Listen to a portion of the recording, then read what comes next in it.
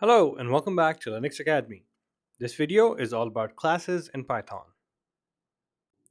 For those of you not familiar with object-oriented programming, a class is a grouping of variables and functions. This allows a couple of things. It's easy to maintain, it's faster to develop code, and the best part, you can reuse code quite easily. To create a class, simply use the class keyword and then the name of the class. Just make sure the name of the class begins with a capital letter. For our example, we are going to create a class called car. The first thing for a class we should do is define the init function. And the init function, as the name suggests, is called whenever the class is initialized. Any variables you want to keep within the class should be defined here, prepended with a self dot notation. Also, since the init is the first thing that runs, it's like starting up a car. Now let's set up some functions for this car. The first one being accelerate. Every function you create within a class, you should always pass in the self object first and then any other variables you want to pass into it. The self object contains all the variables that are defined within that class. This function is just going to print out that the car is speeding up. Do another function called turn. We're going to pass in self again and the direction we want to turn in. Just print out turning in the direction.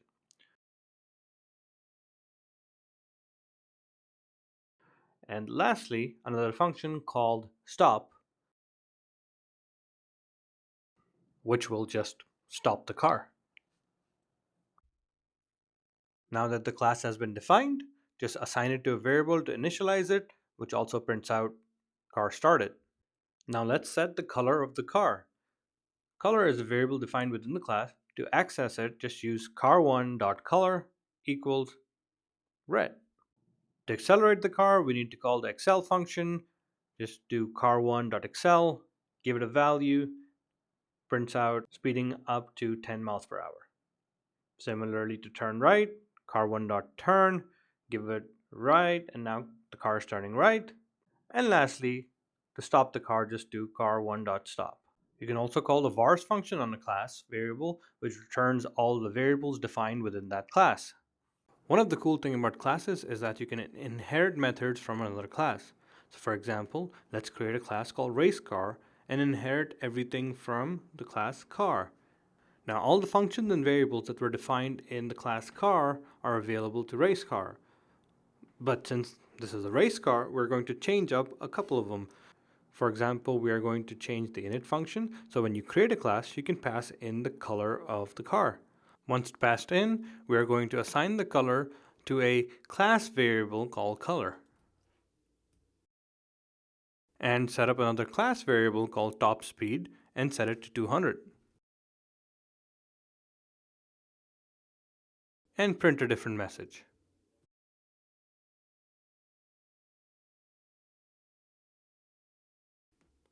We are also going to change the acceleration function because this is a race car and it will speed up very, very fast.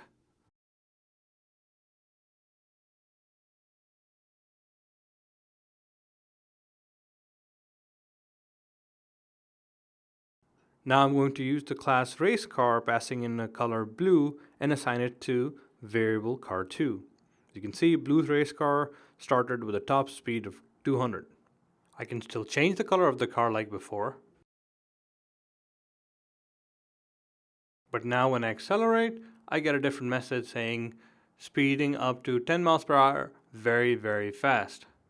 I can turn the car left using the turn function, even though there is no turn function in my race car class, but it's inherited from my car class.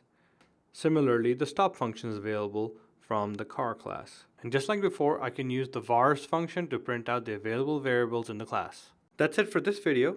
Go ahead and mark it complete and go to the next one.